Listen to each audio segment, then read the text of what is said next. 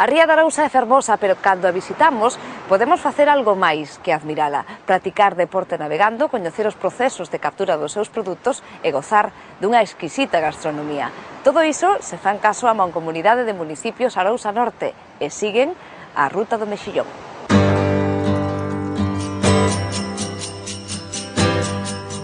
Estamos en Boiro, na batea de Juan.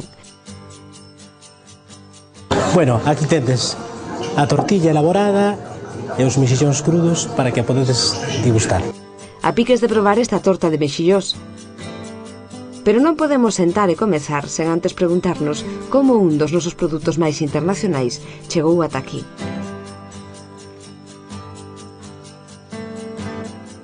Son as 9 da mañá. Unha Zodiac parte de Cabo de Cruz cunha ruta marcada. Eu son Irene, son de Ribeira e agora mesmo estamos en Cabo de Cruz e vamos a facer a ruta do Mexillón cunha empresa que se chama Turnautic and Fishing. Que mellor que facer na ría de Arousa que darse unha volta por unha das súas principales riquezas, non?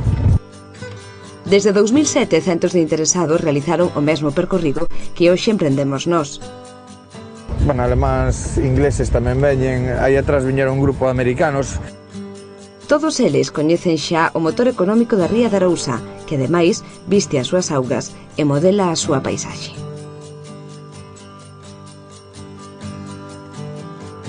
A Mancomunidade de Municipios Arousa Norte, configurada polos concellos de Boiro, Ribeira, Rianxo e Pobra do Caramiñal, quere despertar o noso interese con algo que fai mellor que ninguén: cultivar mexillón.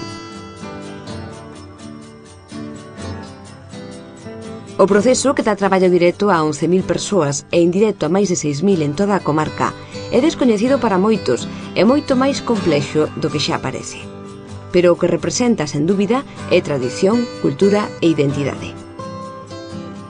Nesta zona da ría hai dous sitios onde se fan as bateas, un é este e a outra zona da Rada, que é na parte de Rianxo. A ruta comeza aquí, na praia de Mañón, coñecendo a Manuel Sánchez Torrado, construtor de bateas desde hai 48 anos. Esta playa é moi práctica para construir pola sencilla razón de que é un terreno cómodo, ten un acceso fácil de chegar e máis ao mesmo tempo é duro para poder andar. Mañón é un dos 6 asteleiros de mexilloneiras que aínda traballan no noso país. A primeira batea chegou a Galicia por primeira vez no ano 1945 e instalouse na ría de Arousa. Introduciuna o Marqués de Rial. A fisonomía da batea foi evolucionando. Hoxe frota grazas ao ferro e ao poliéster e, por suposto, o seu proceso de construción é moito máis levadeiro que hai medio século. Pero a madeira de eucalipto segue sendo a súa espiña dorsal. Porque, ademais de ser resistente, é flexible e non parte con facilidade. Por exemplo, o pino sería terrible para isto porque partiría. Unha batea non pode superar os 550 metros cadrados e o seu lateral máis longo non debe medir máis de 27 metros. Manolo e o seu equipo construen unhas 20 ao ano e, dependendo do seu tamaño, tardan entre 7 e 15 días en botalas ao mar. As súas bateas chegaron ata Marrocos. A nosa seguinte estación é o barco de Xaime, bateeiro desde hai 10 anos. Cando é unha cría, o mexillón envólvese nunha rede de nylon que se colgará da batea. Esa será a súa primeira casa. Entonces necesita coller máis espacio. Entonces hai un proceso que se chama partir cría. O mexillón volve a separarse un ano antes da súa venda, mediante o que os bateeiros chaman desdobre. O proceso íntegro de cultivo dura uns 18 meses. Os que venden o seu produto fresco enchen bolsas de 11 kilos para trasladar o mexillón á depuradora.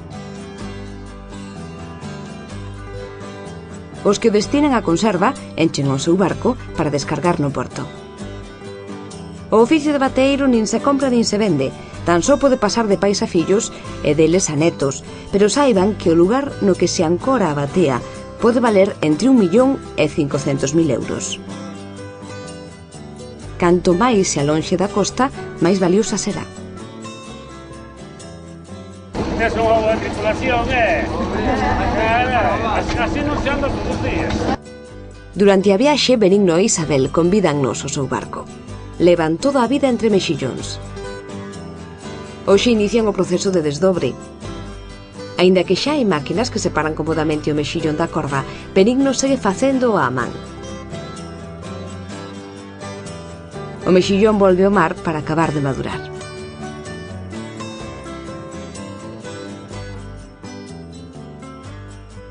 É o produto máis fuerte aquí nas Rías Baixas, do cual nos sentimos moi orgullosos. O mexillón tamén din que é moi bo, que é afrodisíaco para os homes. Ahora sabelo a miña edad xa chegou un pouquiño tarde, pero para a xente que nos está oindo, que consuma mexillón de Galicia. É unha mágoa, pero aquí acaba a nosa viaxe. Un percorrido pola gran ría galega, guiados por quen mellor a coñece. Con todo o que sabemos, agora sí podemos disfrutar desta torta de mexillós. E quen sabe, quizáis Isabel teña razón. Hoy te dejo